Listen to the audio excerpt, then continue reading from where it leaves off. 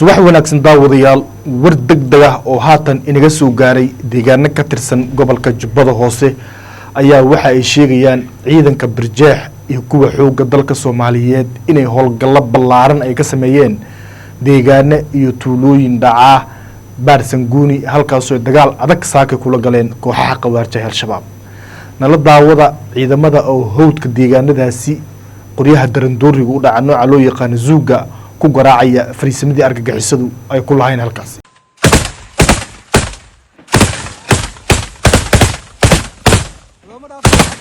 waa ciidanka Jubbaland khaasatan guutada loo yaqaan Barjeex iyo kuwa xoogga dalka Soomaaliyeed oo saakay aruurtii ku kalahay fariisimo kooxaha cadowga ah ay ku lahaayeen deegaano hoostaga Baarsanguuni ee gobolka Jubbada Hoose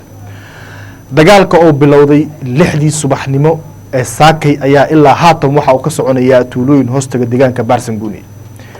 ciidanka xoogga dalka Soomaaliyeed oo kaashanaya kuwa Barjeex ee Jubbaland ama Daraawishta ayaa waxa ay ku durduriyeen guud ahaan difaacidii nabadiidku ay ku lahayn halkaasi wararka ayaa sidoo kale waxay sheegayaan in ciidamadu ay gubeen gaadiid ay wateen kooxaha argagixisada ah waxaana halkaasi ka dhacay dagaalkii ugu cuslaa u dhaxeeyay ciidanka xoogga dalka oo garab ka helaya kuwa Daraawisha Jubbaland iyo kooxaha qawaarjay al-shabaab sidoo kale duqeymo xoogan ayaa ka dhacay deegaano ka tirsan gobolka Jubbada Hoose duqeymuhu dhowr goobood ay ka kala dhaceen waan sheegi doonaa balse waxaan dul istaagaynaa gobolka Jubbada Hoose tuulooyin hoostaga degmada Bu'aale ay duqeymuhu ka dhaceen sidoo kale Jilib ay tuulooyin hoostaga halkaasi duqeymo xoogan ayaa laga sameeyay waxaana sameeyay dawladaha Soomaaliya ka taageera dhanka cirka duqeyntan waxaa lala bartilmaameysaday koox ka tirsan qawaarjay al-shabaab kuwaas oo ku shirayay goob beer ah oo ku taala degmada Bu'aale ee gobolka Jubbada Hoose beerta ay ku shirayeen waxaa goob joog ka ah ajaanib ka tirsan kooxda qawaarjay al-shabaab waxaana halkaasi ku geeriyooday guud ahaan kooxdii ka tirsaneed nabadiidka ee halkaasi ku shirayay madaxda halkaasi lagu dilay waxaa ka mid ah madaxii qaybta weerarada ee gobolka Jubbada Hoose nin lagu magacaabo Cabdiraxmaan Maxamed afgarashadiisuna uu yahay Abbas sidoo kale isla goobta waxaa lagu dilay Maxamed Cali Ibrahim oo ahaa madaxii amniyaadka ee guud ahaan deegaanada Jubbooyinka waxaana afgarashadiisu asna ay ahayd Abu Hamza goobta ayaa lagu dilay sidoo kale waxaa goobta isna lagu dilay madaxii guud ee qaybta zakawaadka ee Jubbooyinka Yusuf Cali nin lagu magacaabo afgarashadiisuna ay ahayd Muscab ayaa isna goobta ku geeriyooday duqeynta oo dhacday abaarashantii subaxnimo iyo qadar 30 daqiiqo ah ay ciidanka xoogga dalka Soomaaliyeed ama xogta ay helayaan ama ay heshay galcad media ayaa waxay sheegeen ciidanka xoogga dalka Soomaaliyeed ay dhowr goobood ay ka weerareen deegaanka Baarsanguuni duqeynta ayaan dul istaagi doonaa ka dhacday degmada Bu'aale tuulooyin hoostaga waxaa halkaas lagu laayay horjoogayaashii aan soo sheegnay horjoogayaashaasi waxay ahaayeen kuwa saameyn badan ku leh gudaha argagixisada al-shabaab waxaana guud ahaan basaaka halkaas lagu laayay kooxdii ku shireysay goobta ay ku shireen waxayd goob beer ah sida xogta lagu soo wariyay duqeyntan waxaa iska kaashaday dawladda Soomaaliya oo garab ka helaya dawladaha dhanka cirka ka taageera Soomaaliya iyo hay'adda nabad sugidda iyo sirdoonka qaranka waxaa guud ahaan meesha lagu laayay horjoogayaashii ka tirsanaa kooxda qawaarjay al-shabaab Jubbada Hoose waxa ay ka mid tahay goobaha sida weyn ay howlgallada uga wadaan ciidanka xoogga dalka Soomaaliyeed deegaanka Baarsanguuni ayaan dul imaanaynaa dagaalkii saaka ka dhacay waxay ciidamadu halkaas ku soo furteen hub iyo saanado military oo ay ka careen kooxaha qawaarjay al-shabaab ilaa dhowr qori oo nooca loo yaqaan BKM-ka ay ciidamadu ka soo furteen kooxaha qawaarjay al-shabaab sidoo kale waxaa halkaas lagu soo furtay ilaa 7 qori oo nooca RPG-ga ama qoryaha loo yaqaan zabanka ee garbaha laga riday ay ciidamadu ka soo furteen kooxdii halkaasi lagu weeraray sidoo kale waxaa gacanta lagu soo dhigay ilaa 37 qori oo nooca AK47 ah oo ay ku dagaalamayeen kooxaha qawaarjay al-shabaab goobtii ciidamadu ay tageen sidoo kale waxaa lagu arkay miinooyinka waaweyn ee argagixisadu ay isticmaalaan sida Elta Tangi oo ay rabeen inay ku waxyeeleeyaan shacabka Soomaaliyeed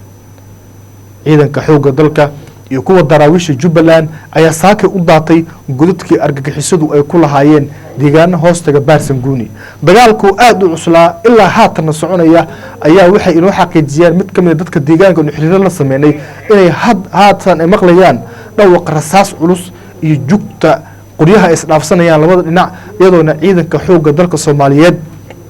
ay ku gacan sareeyaan dagaalka lagula jiro kooxaha khawaarija al-shabaab. sidoo kale wararka ayaa waxay sheegayaan in ciidanku uu soo gaarayo gurmadkii ugu badnaa oo ka kala imaanaya deegaano ka tirsan gobolka Jubbada Hoose, waxaana halkaasi jab xoogan lagu gaarsiiyey kooxihii nabadiidka ahaa. daawadayaal wixii ku soo kordhaa xogta dagaalka culus ee saaka ka dhacay deegaano ka tirsan gobolka Jubbada Hoose waan idin sii wadi doonaa hadduu Ilaahay insha Allah markana.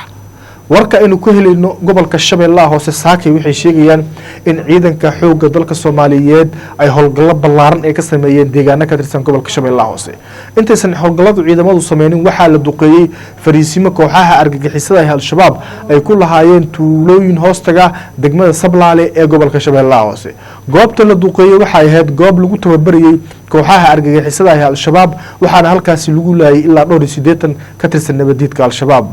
dowladda Soomaaliya waxaa duqeyntaasi ka saaciiday mid kamid ah dowladaha Soomaaliya dhanka ciidamada dhanka cirka ka taageera, waxaana halkaasi lagu laayay guud ahaan kooxdii khawaarijta ahayd. wararka ayaa sidoo kale waxay sheegayaan in dhowr goobood oo ka tirsan gobolka Shabeellaha Hoose inay ka dhaceen duqeymo xoogan oo lala bartilmaameedsaday kooxaha nabadiidka ee al-shabaab. ceel saliini iyo tuulooyin ku dhow ayay ciidamadu howlgallada si xawli ah uga wadaan, waxayna ciidanka xoogga dalka Soomaaliyeed oo kaashanaya kuwa deegaanka ay guud ahaanba cagta mariyeen tuulooyin hoostaga deegaanka ceel saliini, halkaas oo ay fariisimo ku lahaayeen kooxaha khawaarijta ee al-shabaab. ciidanka xoogga dalka Soomaaliyeed qaasatan kumaandooska gorgor ayaa saaka u daatay fariisimo nabadiidku ay ku lahaayeen deegaanka ceel saliini ee gobolka Shabeellaha Hoose. sidoo kale howlgalladu waxa ay ka dhaceen tuulooyin hoostaga degmada Kutuwaarey ee gobolka Shabeellaha Hoose. dhanka jiinka webiga iyo boondo u dhow Kutuwaarey ay isku farsaareen ciidanka xoogga dalka Soomaaliyeed oo kaashanaya ciidanka xoogga dalka Soomaaliyeed iyo kuwa kumaandooska danab oo iska wada kaashanaya, waxaana halkaasi khasaare xoogan lagu gaarsiiyey kooxaha nabadiidka ee al-shabaab. mid kamid ah saraakiisha ciidanka xoogga dalka Soomaaliyeed oo xiriir dhow la sameeyay ayaa wuxuu inoo sheegay in ciidanka xoogga dalka ay howlgalladooda ay dhowr jaha ay kaga qaadeen degmada Kutuwaarey ee gobolka Shabeellaha Hoose. buundada laga soo galay degmada ayaa waxa uu ka dhacay dagaalkii ugu xooganaa u dhaxeeya ciidanka xoogga dalka Soomaaliyeed, waxayna ciidanku guud ahaan bay cagta mariyeen fariisimadii kooxda nabadiidka halkaas ay ku lahaayeen. ciidanka xoogga dalka ayaa sidoo kale halkaas ku soo furtay hub iyo saanado military oo ka careen kooxaha nabadiidka ah. ilaa 18 dhagar qabo oo ka tirsan kooxaha khawaarijta ay ciidanku halkaasi ku laayeen, waxaana sidoo kale ciidanku ay gacanta ku soo dhigeen horjooga dhaawac ah oo lagu magacaabo Yuusuf oo afgarashadiisu uu yahay Mansuur. waxaana ciidanku sidoo kale ee halkaasi hadda ay la hadlayeen ka wadaan howlgallo xoogan oo baaritaan ah, iyadoo guryaha ku teedsan degmada Kutuwaarey iyo tuulooyinka ku dhow ciidamadu ay gudaha u galeen.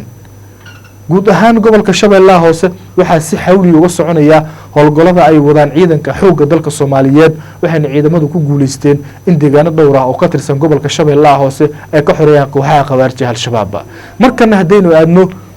gobolka Shabeellaha Dhexe, saakay waxaa ka soconaya howlgallo culus oo lagu bartilmaameedsaday goob ay ku sugnaayeen kooxaha khawaarijta al-shabaab. ciidanka xoogga dalka Soomaaliyeed iyo kuwa deegaanka ayaa waxa ay deegaano hoos yimaada deegaano u dhaxeeya gobolka Shabeellaha Dhexe iyo gobolada Shabeellaha Dhexe iyo Galgaduud ay ka sameeyeen howlgallo xoogan oo lagu bartilmaameedsaday goob ay ku sugnaayeen kooxaha nabadiidka al-shabaab. tuulooyin dhowr ah oo hoos yimaada gobolka Shabeellaha Dhexe ay ciidamadu howlgallada ay ka sameeyeen, waxayna ciidanka xoogga dalka Soomaaliyeed tuulooyinkaasi ay ka sifeeyeen nabadiidka al-shabaab. wararka aynu ku helayno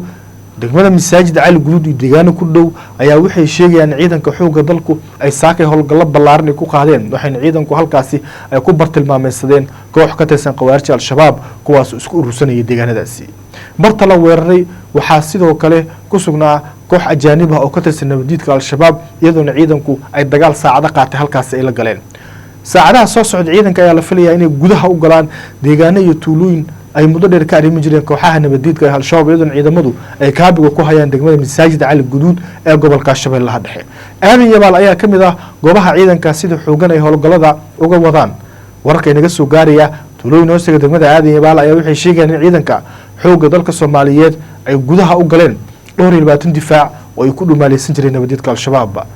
deegaanada ku dhow aadan yabaal saakay waxaa ka dhacay dagaalkii ugu cuslaa u dhaxeeya ciidanka xoogga dalka Soomaaliyeed oo kaashanaya kuwa deegaanka, waxaana dagaaladii saaka lagu qaarijiyey ilaa 12 dhagar qabo ka tirsan kooxaha khawaarijta al-shabaab. howlgallada oo si isdaba joog ah uga soconaya deegaano ka tirsan gobolka Shabeellaha Dhexe ayaa sidoo kale warku waxay sheegayaan in tuulooyin dhowr ah oo ay ku sugnaayeen nabadiidka al-shabaab laga sameeyay duqeymo dhanka cirka ah tuulooyin hoostaga degmada Aadan Yabaal iyo masaajid Cali Guduud ay ciidamadu ay dabcan diyaaraduhu ay duqeeyeen waxaana ciidamadu ka sameeyeen howlgallo balaaran sidoo kale tuulooyin hoostaga degmada Ceeldheer ay ciidanka xoogga dalka Soomaaliyeed ee howlgallada ay ka sameeyeen Bashiir Qoran oo ah mid ka mid ah saraakiisha ciidanka xoogga dalka Soomaaliyeed oo aan waraysi la yeelan ayaa wuxuu inoo sheegay in tuulooyin hoostaga degmada Ceeldheer ay ciidanka xoogga dalka Soomaaliyeed ay ka sameeyeen howlgallo xoogan oo lagu bartilmaameedsaday kooxaha nabadiidka ee al-shabaab waxa uu sheegay meel 18 kiiloomitir u jirta degmada Ceeldheer inay ka sameeyeen howlgallo balaaran oo lagu bacsanayay kooxaha nabadiidka ee al-shabaab howlgalladii saaka wuxuu yiri waxaan ku soo furanay hub iyo saanado military oo ka careen nabadiidka sidoo kale wuxuu inoo xaqiijiyay inay ku dileen horjoogayaal iyo maleeshiyad ka tirsan argagixisada al-shabaab